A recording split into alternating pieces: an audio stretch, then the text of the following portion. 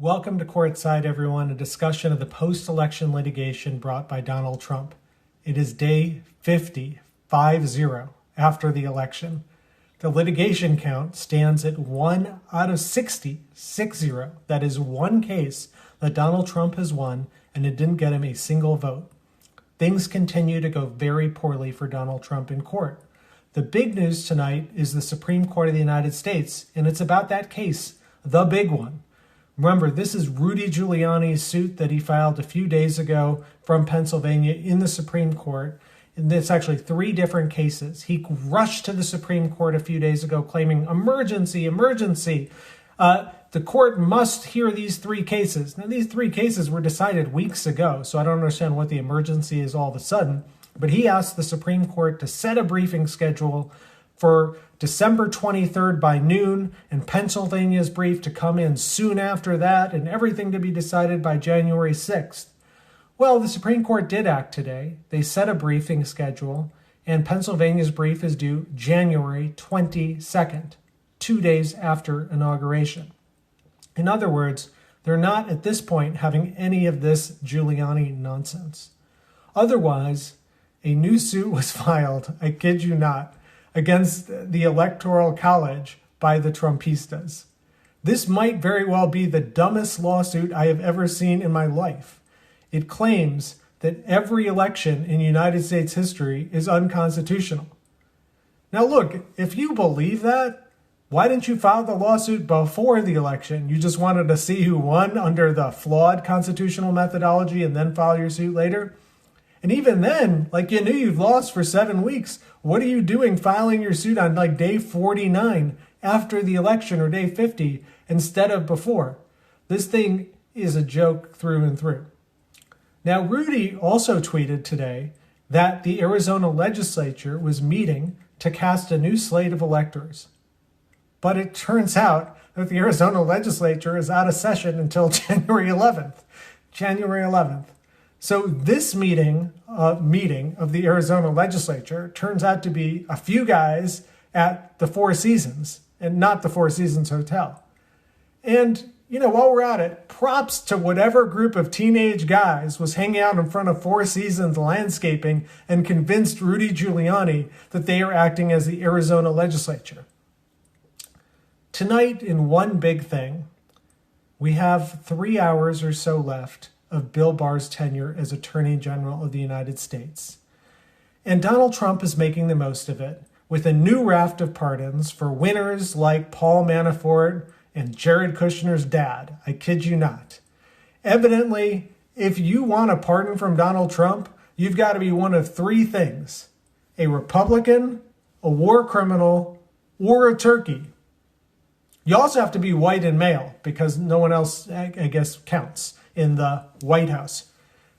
So before Bill Barr leaves us, I want to spend a minute or two reminiscing about the good old days of Bill Barr. Remember when he so lovingly distorted the Mueller report, omitting Mueller's key conclusion that I could have indicted a president, but I couldn't here because he's sitting, and sitting presidents can't be indicted even when they break the law? Remember when he omitted that important conclusion from Mueller? So beautiful. And who among us can forget those totally even-handed, graceful acts of mercy that Barr was behind for upstanding people like Roger Stone or Michael Flynn or Dinesh D'Souza? I mean, you ever hear of Martin Luther King or Abraham Lincoln or Maya Angelou? Bigots! Or remember that amazing time the White House was a protest zone over Black Lives Matter and Bill Barr wanted to tear gas us all? I mean, I thought that Pete Yoren's fog machine was the best until I saw that beauty by Barr. So very legal, so very cool. There is only one word for Bill Barr, and it's disgrace. That's it. He will go down as the worst attorney general in our lifetimes, probably in the history of the country. The most sacred duty you have as attorney general is to pursue the even-handed administration of justice. And I can tell you, every time I'm privileged to walk into the Supreme Court to argue a case, I see those words and I always look up at them emblazoned on the top of the Supreme Court. Equal justice under law. That's the duty. That's the mission. Barr will go down as someone who weaponized the Justice Department, not for equal justice, but for his friends and his president's friends. And that is, I guess, the best way to understand that is to contrast it with other attorneys general. So my first attorney general, Janet Reno, she appointed something like 7 independent counsels while I was there. She didn't say, oh, Bill Clinton is my friend, or he appointed me, or anything like that. She looked at the law and did what she thought was right. And, John Ashcroft, for all the criticism he got, remember, he at his hospital bed rejecting Dick Cheney's view about spying on United States citizens, perking up, in the midst of sedation and all sorts of things. But for me, let me just tell you one story that I think so illustrates what I think Bill Barr is not and what the traditions of the Justice Department are. So in 1993, the top prosecutor in Washington, D.C., who's called the United States Attorney for D.C., that's a presidential appointment. Here it was Bill Clinton making the appointment. And that prosecutor got evidence that Bill Clinton's key ally, Dan Rostenkowski, who was chairman of the powerful Ways and Means Committee, had committed some crimes. That United States attorney did not flinch and say, Rostenkowski is really important to Bill Clinton. Indeed, he's kind of the linchpin for the health care plan that Bill Clinton and Hillary Clinton were trying to pass.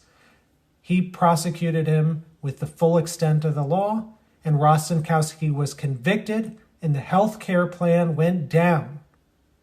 That United States attorney did not get punished for it. In fact, he got promoted. He got the number 2 job at the Justice Department after that, the Deputy Attorney General. That guy's name was Eric Holder. That's what the country is all about. Even-handed, non-political administration of justice. And that, fortunately, is what the country is about to return to in 28 days. I'll see you tomorrow.